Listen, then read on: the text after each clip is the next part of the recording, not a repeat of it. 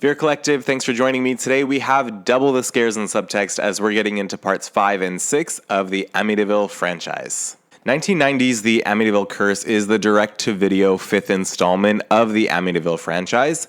The film centers on 5 friends who inhabit a creepy old house for renovation. So this house isn't the same Amityville house from the rest of the franchise, but it's supposedly located in the same town, so close enough. As with most houses in Amityville, apparently this one comes with a lot of bloody baggage too, so there's that. There's a subplot wherein a priest is shot and killed in a confessional booth that's now found in the basement of this haunted house, serving as the proponent of all creepy goings-on that transpire. Nightmares, exploding drinkware, bumps in the night, that sort of thing. It's all very standard fare, and while this film offers literally nothing of original merit, I can appreciate it on the grounds that it employs familiar haunted house tropes that to some extent feel comforting if you're into that sort of horror film. The cast of characters is largely uninteresting except for Cassandra Gava playing Abigail. Her character was more or less a sex-crazed +1, but even with that paper-thin characterization, she still had the most personality, and the film would have been stronger featuring her as the lead instead of Donna Whiteman, who plays Debbie, and who is a truly insufferable final girl. Hate to say it. As a fan of the haunted house subgenre, I could mostly get on board with the tried and true tropes at play. The biggest misstep is that it just takes itself too seriously, spending too much time on the uninspired priest subplot and pivoting into a police procedural rather randomly. And everything having to do with a haunted confessional booth just feels like another example of the franchise shoehorning religion into the film because priests in peril are especially scary or something. My enjoyment of the Amityville Curse rates at a 2 out of 10. It was real bad. The storyline has nothing to do with the established Amityville mythos, and this film is quite clearly just profiting off of the same name. Subtextually, to be honest, I didn't really bother reading too much into the film because nothing about it was really that interesting. As for the scariest sequence, I can't say I was ever scared throughout the movie. The first night that the characters spend in the house, they gather around a campfire or a fireplace, and it has campfire vibes. There's a great level of ambiance established with a very gothic kind of undertone that served the atmosphere well. But this was 15 minutes into the movie, and unfortunately, that kind of vibe just never returned. So let's fast forward to 1992. It's about time, and I ask, is there a better title in the franchise? There's not. The title alone is super campy, and given the premise that a haunted clock from the original Amityville house brings the evil to a California subdivision, I was on board. High points being exploding grandmas, low points being the over-sexualization of a high school character, where part 5 feels like a no-personality horror retread. Part 6 just feels sleazy.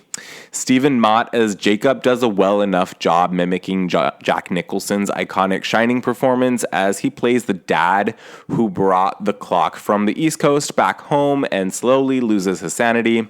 Damon Martin plays his son Rusty, the apathetic teen who no one believes when he tries to claim personal victimization from the evil clock. He forms a sweet friendship with the neighborhood crone, Miss Wheeler, played by Nita Talbot, and she's literally the best character and performance in the film. If you're going to watch it for anyone, her performance is the one to check out. She seriously should have been the main character because she has the most charisma. The film has a surprising high point by way of a dog attack sequence that really worked to scare me, but it felt alien to the rest of the film. It doesn't take place at the house. It's seemingly unrelated to everything outside of it just being a freak occurrence, I guess caused by the clock, but it doesn't really seem to be expanded upon.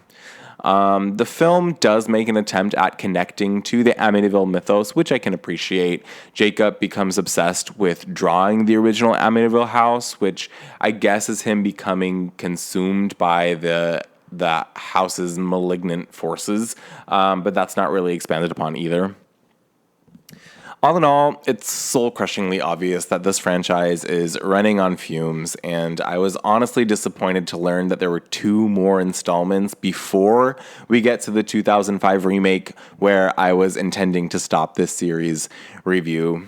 But I gotta say adios to Amityville for the time being, because these films are just a lot to get through, and I'm not really enjoying it anymore. So when trying to discern who these films are for or who they're made for, I can only guess that they're not necessarily for people who are horror fans. Because if you're a horror fan, you'll realize that everything in these films feels derivative and cliche, very Party City, and it's not a good look. The films just feel like fake, soulless movies. Although I did like the 2nd and 4th installments for the goofiness of them, I realize that there's very little to take away from these films. So why do they exist? The Amityville Horror is based on the real-life murders of the DeFeo family in the 70s, a brutal massacre that rocked the quiet conservative community of Amityville, Long Island. I think it's the "if it can happen to your neighbor, it can happen to you" suggestion, coupled with popcorn haunted house tropes that made for an easy entry point for the masses. The original film didn't really need a sequel, though, and truthfully, every installment since has served to lessen the impact of that original film. And yet, as recent as October 2020, films bearing the infamous Amityville namesake continue to pollute the moviescape. The namesake still serves as a means to scrape up viewers, even when the associated films are widely derided. Still, fans of campy, made-for-TV style horror have solid enough sequels worth checking out in Amityville 2 and 4. And while I can't say I'm interested in working my way through the rest of this franchise, I would still be open to seeing someone interpret the mythos of these films in a creative and inspired way in the future. That's it for me and the Amityville series review. Thanks so much for checking it out, and I'll catch you guys later.